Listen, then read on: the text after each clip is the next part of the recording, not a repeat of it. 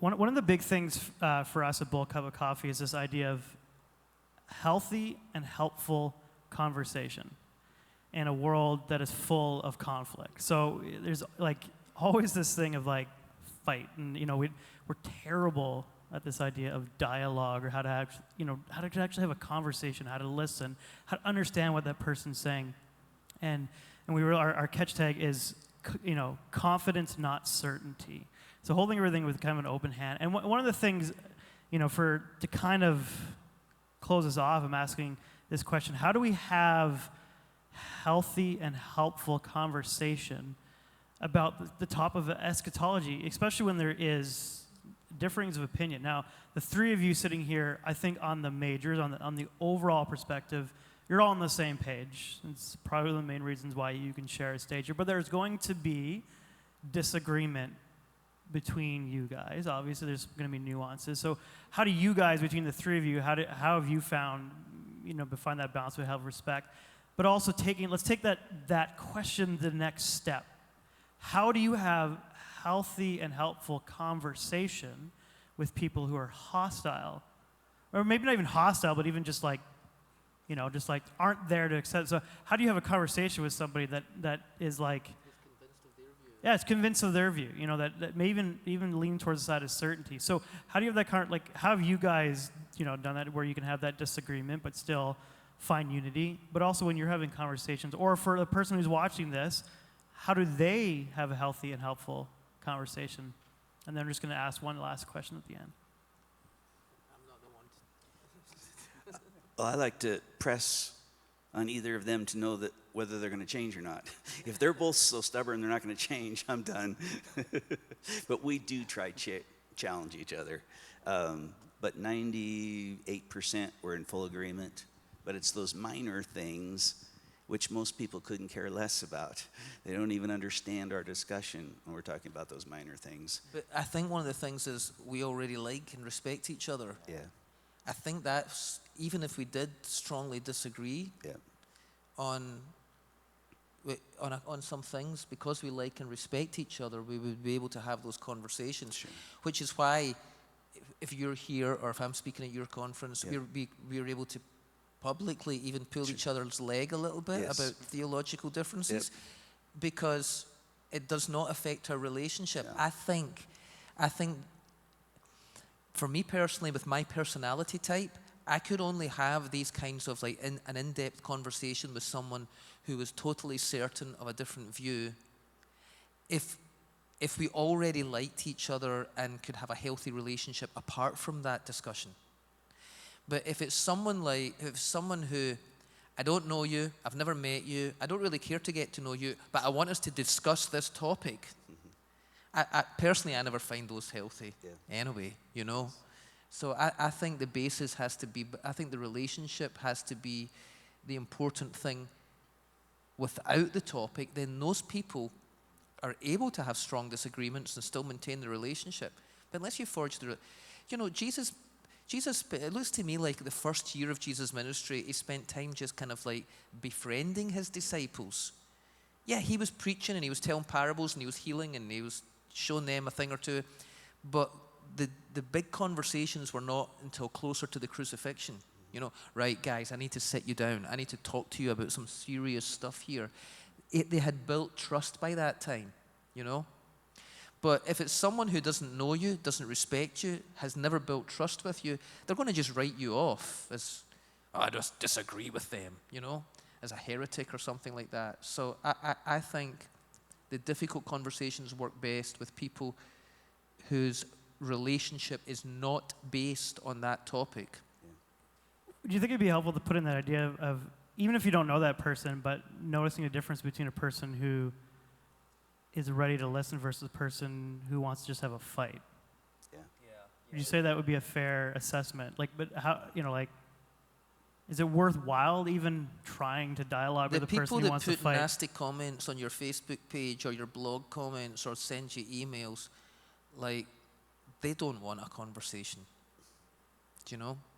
They're a sniper for the kingdom. They're miles away, and I'm going to take him out. American sniper, because they're all American, of course. Yeah, I think, we might phrase it differently, but we have this kind of mutual respect of all three of us are bulldozers, and we're all pushing in the same direction. And so we're hitting different things. Martin leads a local church, and Harold's going after the Muslim world, and or the Middle East, we should say, and I am focused on the education mountain and school. And so we have different focuses. We're all going at this from different angles, different directions. Martin brings up the ages a lot. It's an area that he's really, really strong in. And Harold, the application of the statistics and how we are advancing. And seriously, guys, we really are advancing. And there's this optimism with facts. And my focus a lot is the new covenant. And so there's these different pieces. And so I wouldn't say we even argue as much as we are constantly dialoguing. And I think that confuses people. A lot of people I run into this over and over, they want a behind the scenes look at what that looks like. And really it's a lot of emails, back and forth. What about this? What about that? Back and forth. And we've had a couple times that we've sat down and had some meals and okay, what about this verse, that verse? But that doesn't happen too often. And we end up, especially Harold and I, end up as itinerants speaking in the same places multiple times a year, and those are our favorites. I love those. And it's not like, okay, then we're done speaking, now let's go argue over dinner. Like, we might bring something up, we might not, we might just save it for email. And I think a lot of people want to know, like, what's it like? Where do you guys disagree? I'm like, grow up. Like, it's fine. Like, we're just, every year we're disagreeing over something different as we're both learning something different. And we're all constant readers and growers. So I think that's part of it. But each one of us also disagrees. Like, Jonathan Welton in 2005 disagrees with Jonathan Welton from 2012. Do you know what I mean? We all disagree with ourselves. I think it's his commitment to ongoing growth and lifelong learning. Yeah, and I think that's the thing. I think what's been interesting here is there's a real sense of mutual respect in your conversation, that you respect each other's opinion, you're willing to listen, and willing to be challenged, but also that you challenge.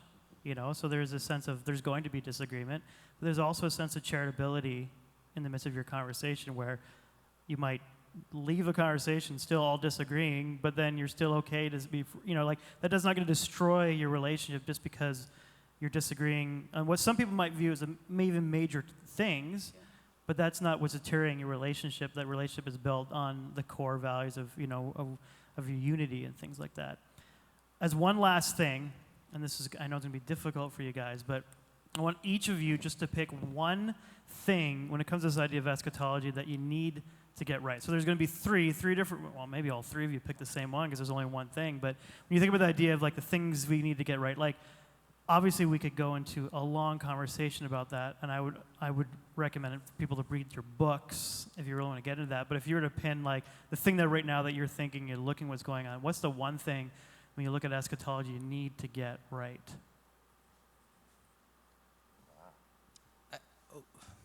Can I have two things? You're always pulling for more. One thing is obviously in Matthew 24, this generation shall not pass away before all these things are fulfilled. So the time statements, in Matthew 24, it's this generation. In the book of Revelation, it's these things that shall come to pass soon. There's the fact that John says, now it is the last hour. Not even the last days anymore. It wasn't the last hour by that time. So there's all these time statements that have a sense of urgency to them, that this is important for this contemporary. I think the time statements are really big. I'll save the second one in case one of the other two bring it up. If they don't, I'll mention it. I'll go next. As I said earlier, my focus really with eschatology is the shift from the old covenant to the new. And so I look at Hebrews 8:13 as one of the most ignored. And I think it's such a backdrop for the whole New Testament. If we see what it says there, by calling this covenant new, he's made the first one obsolete and what is obsolete and outdated will soon disappear.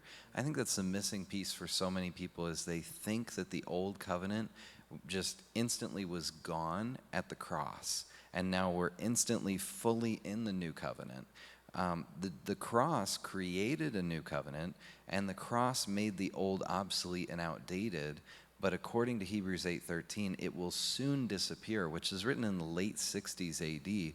There was something that was still lingering with the temple system existing that had to finally be put away, and I believe that was the destruction of Jerusalem in 70 AD that did that. For me, when we see that, we start to see a backdrop of a transition between the old covenant and the new covenant. It didn't just happen all at once at the cross, but the new covenant came in at the cross, and the old covenant began to go out at the cross, and was finally, it died out 40 years later, and the new fully took its place 40 years later. So the transition in the first generation, I think if we can get that 40-year transition right, it changes application of all kinds of things, whether it's race relations in the New Testament between Jews and Gentiles, the place of Israel, the place of women in leadership, the place of bacon, the place of so many things that are shifted, circumcision, uncircumcision, all these areas that are affected because it's in that 40-year window of transition, and how we read the whole New Testament changes when we have that backdrop. That was my second point. Yeah, I figured you'd hit that one too. So I had to hear Jonathan's answer before I give mine, because this is one of the areas where we have a slight difference on. And also for Martin, because they see it's the lens through which we look at Scripture. As Jonathan said, he sees the primary lens is the old covenant shift to the new covenant. We 100% agree about the covenant, but my lens is much more kingdom, and his is covenant. I look at, that means how I interpret the book of Revelation is the expansion of the kingdom. They look at it in terms of the old covenants being taken away, new covenants being put. So that does change how we look at some key verses. And it just shows you how wrong they still are and how they need to come to my view.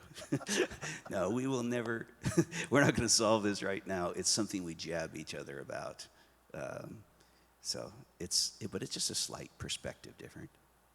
And it's good. But still, this That is my main the thing, advancing yes. kingdom. Yeah. Advancing kingdom. Yeah. Well, thank you guys so much for your time, and I hope that that we're going to be able to, people will be able to see this and be encouraged. And we just think about this idea of continuing both healthy and helpful dialogue, but also this idea of promoting, hope and optimism and things like that. So thank you so much, guys.